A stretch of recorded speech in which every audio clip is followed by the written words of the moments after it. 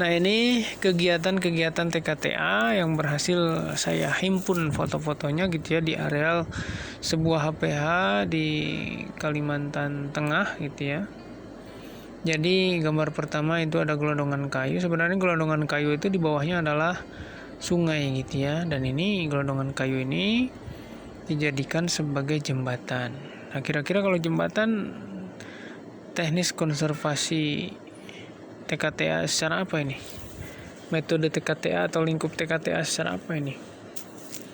Secara sipil teknis ya.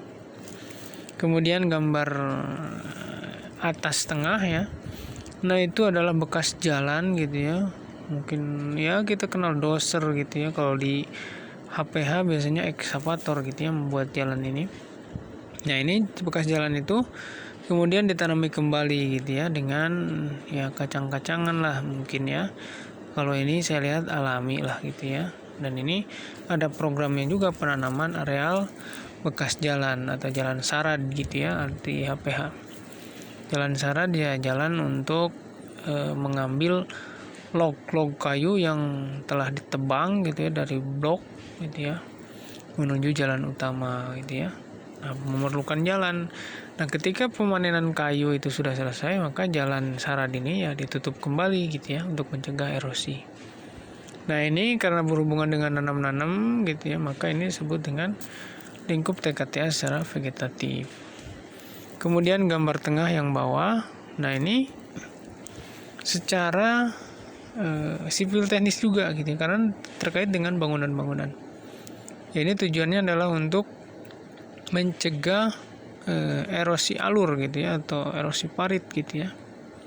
Karena kalau tidak diberikan tanggul penghambat erosi itu, maka ketika hujan turun, air hujan yang melintas di permukaan itu akan mengikis sedikit demi sedikit si tanah itu gitu ya. Sehingga nanti akan menjadi dalam gitu ya, menjadi parit gitu ya. Bahkan jadi jurang gitu ya. Tapi dengan adanya bangunan penghambat erosi itu, maka pengikisan permukaan bisa ditekan gitu ya.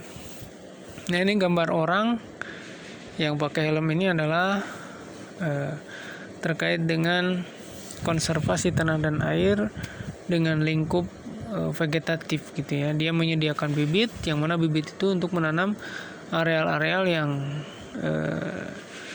mengalami pembukaan gitu ya, atau PWH istilah di HPH atau HTI. PWH itu pembukaan wilayah hutan gitu ya. Pembukaan ini ya dengan penebangan gitu ya.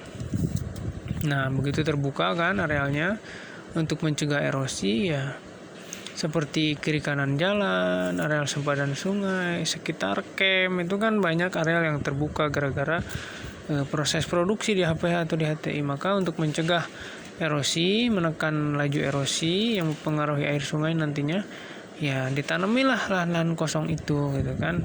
Maka untuk menanamnya biasanya HPH atau HTI memiliki persemaian gitu ya. Nah, ini bibit-bibit ini adalah di persemaian. Selain itu di HPH atau di HTI juga untuk melestarikan tanah dan air atau konservasi tanah dan air, maka mereka menyediakan tong sampah gitu ya, karena sampah ini ya sedikit banyak mempengaruhi kualitas tanah dan air. Kita di Bogor ini kan seringkali melihat sungai yang penuh dengan sampah dan lain-lain gitu ya, plastik dan lain-lain. Nah, itu gambaran bahwa konservasi tanah dan airnya sangat riskan sekali gitu ya. Kemudian gambar yang bawah ini adalah bengkel di sebuah HPH. Lantai bengkel ini diperkeras gitu ya. Kenapa diperkeras? Ini ada hubungannya juga dengan konservasi tanah dan air. Melalui pengerasan lantai bengkel ini, maka oli-oli bekas ketika membengkel tidak meresap ke tanah gitu ya. Jadi oli-oli itu akan tersimpan pada sebuah areal. Biasanya ada jebakan oli atau oil trap istilah di HPH atau HTI. Nah, ketika oli itu mengumpul di sebuah jebakan oli gitu ya atau oil trap, maka nanti oli dipindah ke drum gitu ya.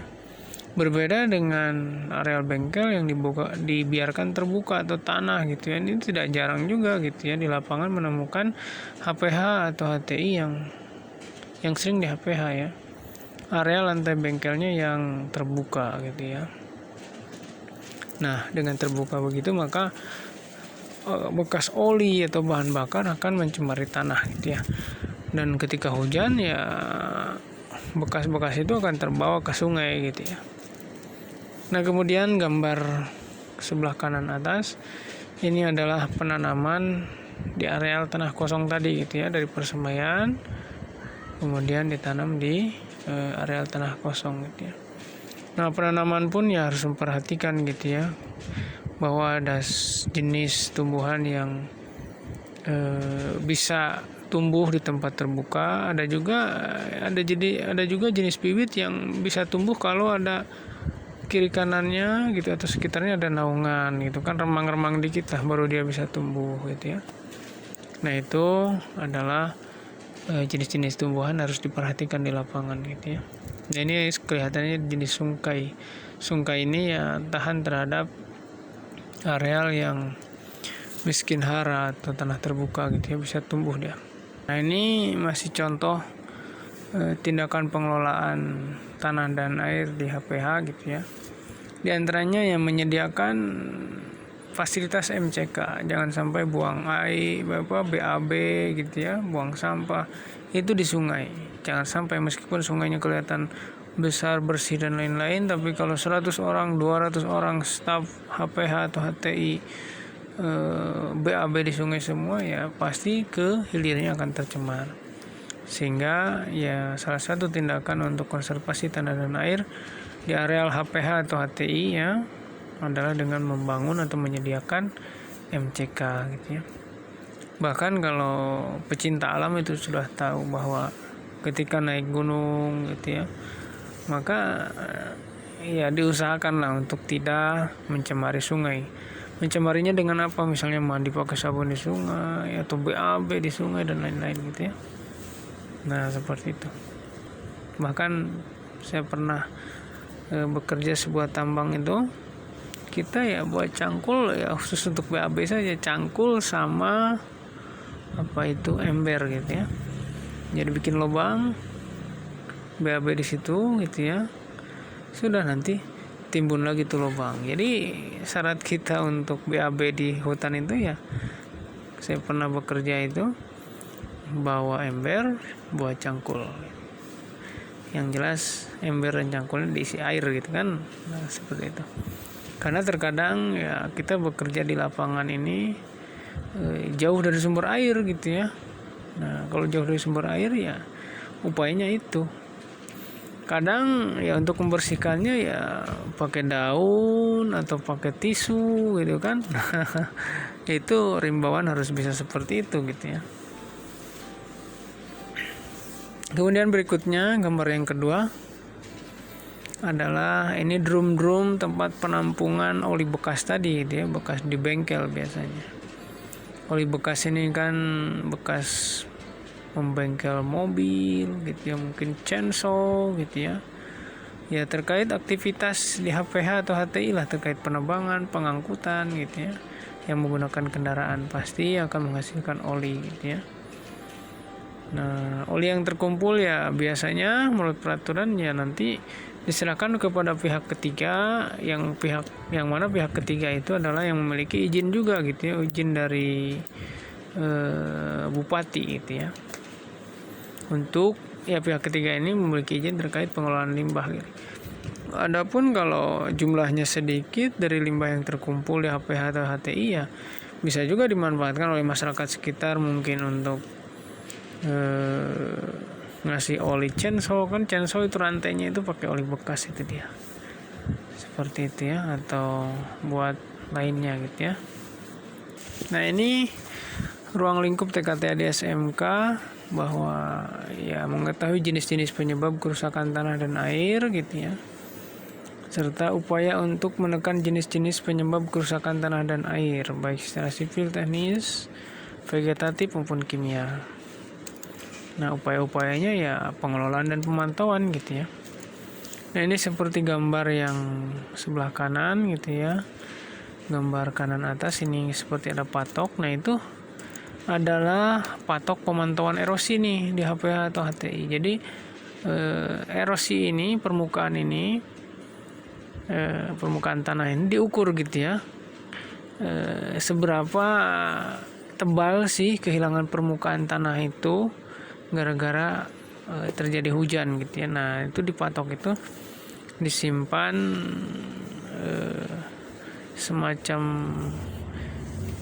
ini ya, semacam penggaris lah. Nanti kalau kena hujan dia pasti misalnya ketika dicatat pertama adalah katakanlah permukaan tanah tepat pada patok itu adalah di titik 1,5 gitu ya, 1,5 mili gitu kan, katakan dengan nolnya adalah posisi 0 dari atas biasanya. Kemudian ketika hujan,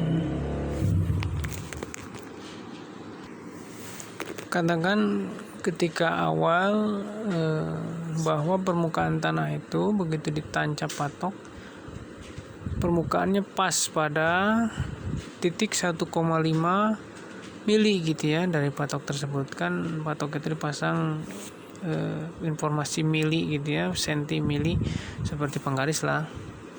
Nah, ketika hujan berikutnya, nah yang jelas pasti berkurang lah gitu ya, dari dibanding bertambah itu permukaan, dibanding bertambah naik pasti bertambah kurang gitu. Nah, nanti pas hujan berikutnya itu terus diukur gitu ya. Berapa sih permukaan tanah yang hilang, berapa mili mungkin per bulan, berapa mili per tahun gitu ya. Nah, itu dipantau.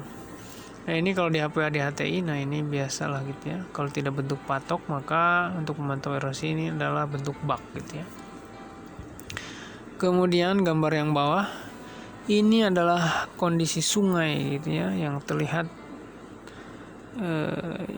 airnya coklat gitu ya. Nah, ini menandakan bahwa kondisi tanah ini kondisi air ini sudah tercemar gitu ya oleh tanah gitu ya.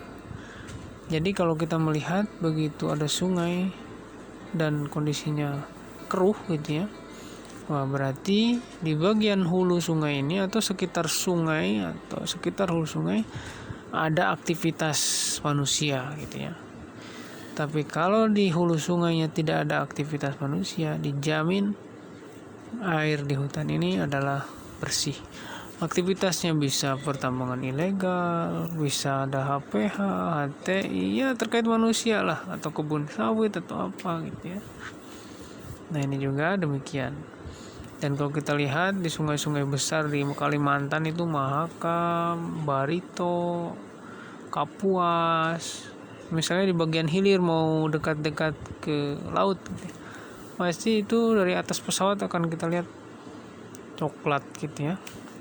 Itu menandakan bahwa ya sangat padat lah aktivitas manusia di bagian hulu sungai gitu ya. Nah, ini slide 30 ini mungkin slide terakhir ya sebelum pertemuan berikutnya.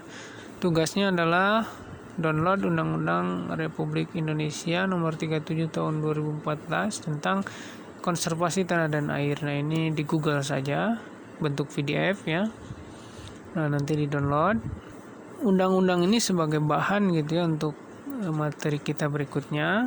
Dan di undang-undang ini ada gambar-gambar bagaimana upaya-upaya konservasi tanah dan air secara teknis dan sipil gitu ya, dan juga vegetatif. Kalau kimia ini tidak ada di undang-undang ini ya. Nah, itu di-download. Kemudian tugasnya setelah download, maka setiap orang melaporkan gitu ya bahwa dia telah mendownload gitu ya. Cara laporannya bagaimana? Laporannya adalah hasil download tersebut, si PDF-nya ya, kirim ke email saya ya. Kirim ke email saya. Emailnya adalah rudihermawanipb@gmail.com. Nah, kirim ke situ. Jadi tiap siswa harus ngirim PDF hasil download dia ke email saya gitu ya. Kalau siapa yang tidak ngirim, berarti dia tidak download gitu kan, maka dia tidak dapat nilai lah. Nah, itu tugas pertama ya. Jadi tugas pertama adalah download undang-undang, kirim ke email. Tiap orang nggak bisa nitip gitu ya. Misalnya pakai email siapa, titip, nggak bisa ya. Jadi harus masing-masing, karena masing-masing ya pasti punya HP. Mungkin itu untuk pertemuan kali ini, perkenalan TKTA. Semoga bermanfaat. Jika ada pertanyaan atau hal-hal yang perlu dibahas, bisa via grup WhatsApp. Terima kasih atas perhatiannya. Semoga kita bisa menjaga kesehatan. Sekali lagi mohon maaf. Assalamualaikum warahmatullahi wabarakatuh.